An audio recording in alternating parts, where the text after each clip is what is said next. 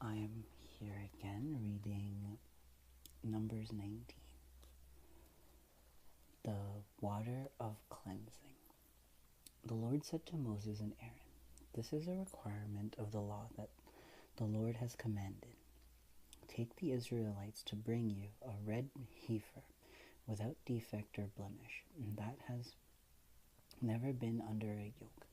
Give it to Eleazar the priest. It is to be taken outside the camp and slaughtered in his presence. Then Eleazar the priest is to take some of its blood on his finger and sprinkle it 7 times towards the front of the tent of meeting. While he watches, the heifer is to be burned, its hide, flesh, blood, and offal. The priest is to take some cedar wood, hyssop, and scarlet wood and throw them into the burning heifer.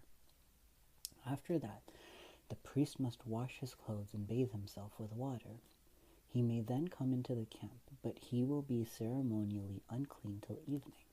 The man who burns it must also wash his clothes and bathe with water, and he too will be unclean till evening. A man who is clean shall gather up the ashes of the heifer and put them in a ceremonially clean place outside the camp. They shall be kept by the Israelite community for use in the water of cleansing. It is for purification from sins.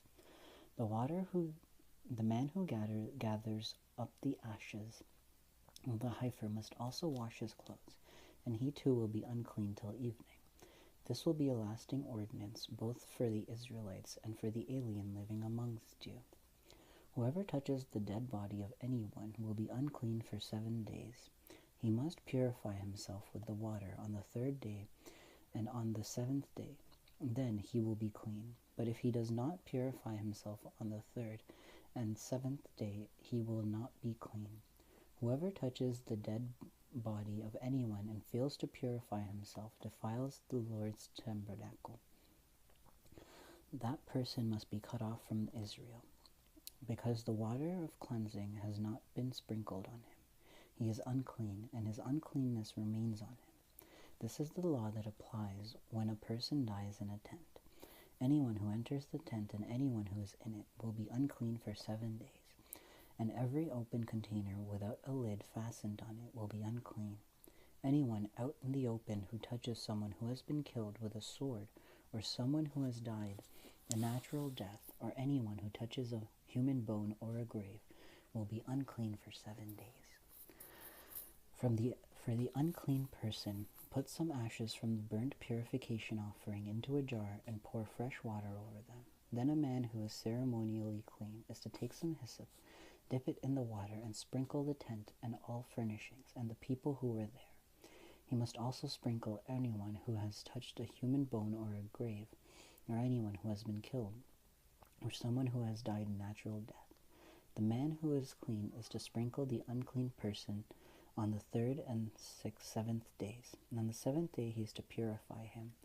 The person being cleansed must wash his clothes and bathe with water, and that evening he will be clean.